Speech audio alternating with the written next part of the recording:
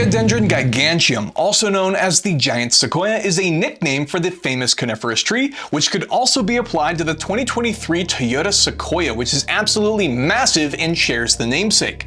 The giant sequoia is also known as one of the longest living organisms on Earth, which a lot of people might say applies to a lot of Toyotas as well.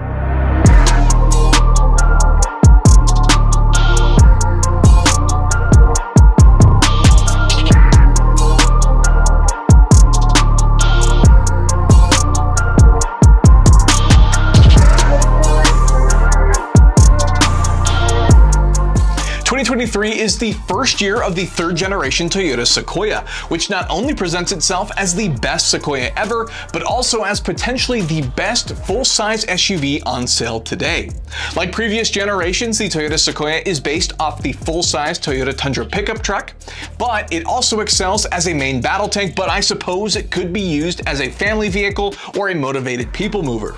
Pricing for the Toyota Sequoia starts around $60,000 for the base trim SR5, and the vehicle we have today is the four-wheel drive Sequoia Platinum, and as equipped comes to $77,784. Today we'll be going through the exterior, the interior, the powertrain, and of course we'll take it for a drive. But before we get too far, first a quick word from our sponsor. Life is too short to drive boring cars!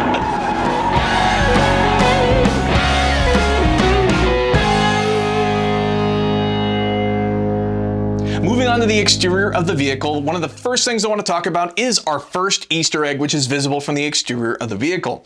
On the passenger windshield side of the vehicle, if you look up close, you can actually see some Morse code lettering mixed into some of the windshield print. You can see a variety of dots and dashes around the Toyota Trucks logo, and that spells out Badass Trucks, split between the two. A fun Easter egg on the outside, which isn't visible unless you really look at it, but a pretty cool detail, which is also shared with the Toyota Tundra.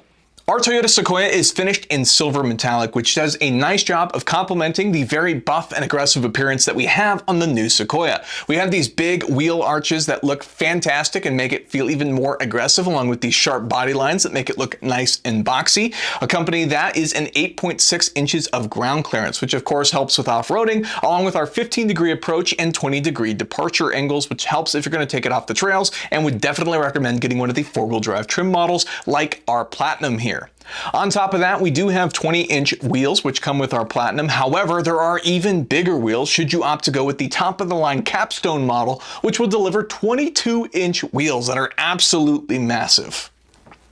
In the front, we have dark accented chrome with our mesh grille and chrome surrounds, which is actually a Platinum specific detail to help the vehicle stand out from the other trim levels. And behind that, we have the active grille shutters, which can open and close to improve vehicle operating temperatures and aerodynamics. We also have auto leveling LED headlights with LED daytime running lights and sequential turn signals front and rear that I think look absolutely phenomenal, that are a standard feature on the Platinum and optional for the limited trim level. As we move around the vehicle, we find some of our first options, which are the power extending running boards, which will set you back $1,000, and standard is fixed running boards. One of the other things you'll find is we have the power extending tow mirrors, which are a $290 option, but make a nifty feature if you plan on towing a lot with your vehicle, because it is rated to tow up to 9,500 pounds, which is a ton for a vehicle like this, so you can load up the family and take the boat to the lake day should you feel inclined to do so. On top of that, we also have the power tilt and slide panoramic roof, also have front and rear mud guards, and you have your standard sort of keyless entry along with special chrome plated roof rails, which are Platinum options. In the back of the vehicle, we do have a power liftgate, which can be activated by the key and is fairly easy and nifty to use, but we also have some special gloss black Sequoia and Platinum badging that is specific to our Platinum model. Moving on to the interior, the Toyota Sequoia features a very spacious and very functional interior thanks to its Toyota Tundra pickup truck roots, which not only make it very wide, but also very long, so we can fit 3 rows of seating plus additional cargo space. On top of that, it's a very luxurious interior with leather trim seats, front, rear, and the 3rd row, which is not something you see very often, but we also get 3-zone climate control, which means the driver gets their own, passenger in the front gets their own, and then the 2nd row gets their own own adjustments as well, which is already a pretty rare feature. But on top of that, we also get heated and ventilated seats in the front and the second row, another feature that you're not likely to see on any other vehicle. And as if that isn't enough, the third row is also power adjustable to be folded down and up, and can also be split folded, another very fun feature if you need more cargo space but don't need the extra seats. Taking a look at the front, we have a 12.3-inch dash and gauge cluster readout, which also functions as a multi-informational display, which can be adjusted to your liking depending on what information you like to read. On top of that, this vehicle has the optional 10-inch color heads-up display, which will set you back $600, but will provide your speed on top of the local speed limit signs, and it can also include things like navigational directions, which can be really helpful and make sure that you keep your eyes on the road. On top of that, we have the optional 14-inch multimedia display, which 8 inches is standard but looks absolutely tiny in this massive vehicle, and we definitely recommend the bigger size, which is of course equipped with wireless Apple CarPlay and Android Auto. You'll also find that this vehicle has a drive mode select switch, which has a fun feature that'll show you on your multifunctional display on your dash what the drive mode is affecting as it changes, which is a pretty cool feature. This car also has the 14-speaker JBL Auto, which is a standard feature on the Platinum and sounds absolutely fantastic. On top of that, we do have a variety of other options that it's included, like our dash cam, which is a $500 option but not necessarily recommended, along with some other premium cargo mats and carpets and things like that come in around $350. This car also has the Toyota Safety Sense 2.5, along with some special Platinum badges on the passenger side, sunshades, and even some more leather-trimmed options like our steering wheel and all of our adjustments, which are of course powered because this is a luxury Toyota model. One of the other cool features of the interior is the way that Toyota decided to do these switches, which are toggle switches, massive buttons, and even massive dials. And the reason for that is they wanted you to be able to use the interior while wearing gloves, whether that's work gloves or either winter gloves because it's cold out. It should be fairly easy to use and maintain, or if you just like big knobs and switches, this vehicle has it. Last of all, the interior is just generally comfortable, easy to use, and you can fit just about anywhere. The third row, you might find some height restrictions. If you have those that are over 6 foot tall, you may not want to put them back there, but you do have at least 4 other seats, including the driver's seat, where you can place them, or unless you get the 8-row versions, and you'll have an additional seat in the second row. All things to consider, but all in all, it's a very nice interior and what comes as a very luxurious vehicle. Moving on to the power and performance of our Toyota Sequoia. The first thing I want to point out again is Easter eggs. This is the last of our Easter eggs. If we go ahead and pop the hood, we'll find that on the passenger side headlight, we actually have an outline of the state of Michigan with the letters R&D, which stands for Research and Development, and that's because that is the home of Toyota's Research and Development headquarters. As we move over to the driver's side headlight, we have an outline of the state of Texas. And of course, that is because that's where the Toyota factory is. That's where all of the Tundras and Sequoias are built, and it's built on a fun farm that was started in 1794, hence some of the Toyota Special Editions. That's just a fun Easter egg that's available not just on our Sequoia, but also on the Toyota Tundra. Power comes from an iForce Max twin-turbocharged 3.4-liter V6, producing 437 horsepower and 583 pound-feet of torque, which not only makes this the most powerful Sequoia ever, which is a considerable horsepower increase for not much added weight, coming in at 5,855 pounds. The cool part about this motor is the only option for the Sequoia, no matter which trim level you decide to go with, and it's a hybrid on top of that, but it's also the added optional upgrade for the Toyota Tundra, making this one of the most powerful engine options that's available for this chassis in general. On top of that, this is paired with a 10-speed automatic transmission, which does offer sequential shift that you can do with the shifter and allows you to achieve 0 to 60 in just 5.6 seconds, which is blisteringly fast for a vehicle which weighs just under 6,000 pounds. The Toyota Sequoia comes standard in 2-wheel drive, but when you upgrade to the Platinum, you get 4-wheel drive. But it is a part-time system, meaning it is 2-wheel drive when you're doing normal city driving, but you can toggle it into 4-wheel drive, and then you have it to all 4 wheels thanks to a transfer case, which is installed in the vehicle, along with a auto-limited slip differential. Because the Sequoia is such a powerhouse, it also comes with some added options like our towing and hauling modes, along with our trailer brake and added camera options that make it just a little bit easier if you're going to be doing a lot of towing and or hauling. Now, our vehicle is equipped with the optional $1,000 load leveling adjustable air suspension, which can be adjusted automatically, or you can adjust it manually, putting it in the high or low modes. Now, what that does for you, if you put it in the high mode, there are some speed restrictions. You can't go over 18 miles an hour or automatic automatically kick itself out, but you can get a little bit more ground clearance in the rear, so that'll help your departure angle. Or if the instance and you want some easier time getting out of the vehicle, you can put it in the low mode and it'll make it just that much easier when getting out of your massive Sequoia. Moving on to the fuel economy, which may not be something you care so much when buying a Sequoia, it's something worth talking about nonetheless. The EPA rating is 19 miles per gallon city, 22 miles per gallon highway, and 20 miles per gallon combined. Now what that means is if we take our combined number of 20 miles per gallon, add that to our 22.5 gallon fuel tank, you should see somewhere in the neighborhood around 450 miles of range, which is fairly impressive and more than enough to get you to the next town over. Now this being a hybrid, obviously there are some fuel economy benefits that can be applied if you drive the vehicle respectfully, but if you are a lead foot with the big twin turbos, it'll certainly suck down fuel and you'll see yourself on that lower end of that fuel economy spectrum. Okay, so what's it like to drive the third generation Toyota Sequoia?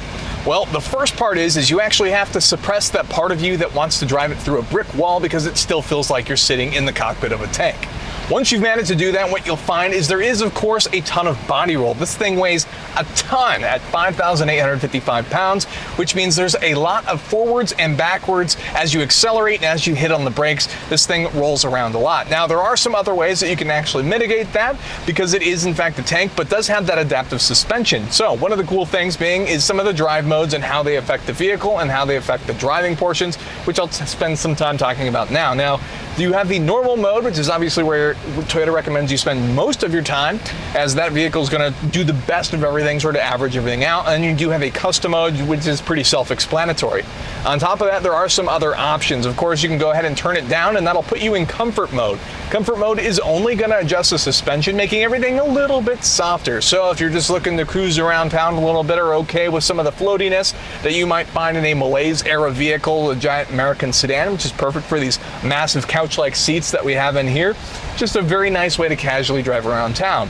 If you go another tick down from there, what you get is eco mode. Now what eco mode is going to do, it's mostly going to affect the engine and the actual transmission. It's going to, of course, try to accelerate more slowly, help you limit how much throttle you apply to get better fuel economy. So if that's something that's important to you, something to consider. But that could also throttle back things like your AC system, because that can take a heavy draw and even decrease your efficiency. So something to keep in mind if it's a particularly hot day out, you may want to take it off eco so you can get a better performance out of there.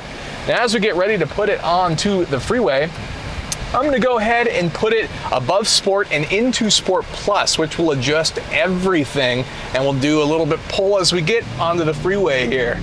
And you can hear it. We have that sort of nice grumbly internal sound that we get from our twin turbo V6, which is quite quick at that. As we mentioned, 0 to 60 in around 5.6 seconds, which is unbelievably fast. That would beat sports cars that are not much older than this thing. You can go back just like 10 years or so, and there are a lot of sports cars that you would knock the socks off of. Even sports cars sold new today that you would beat with this thing, which is insane to think about. But back to the sport mode. That Sport Plus mode will actually adjust not only the suspension, make everything a little bit stiffer, but also adjust the engine and transmission, making so that what it's going to do is it's actually going to limit the way that it'll affect the performance, keeping the revs higher, things like that, trying to keep you in that optimum rev range for more power, keep the turbo spooled up so it'll destroy your fuel economy, but you'll get more performance out of it for sure.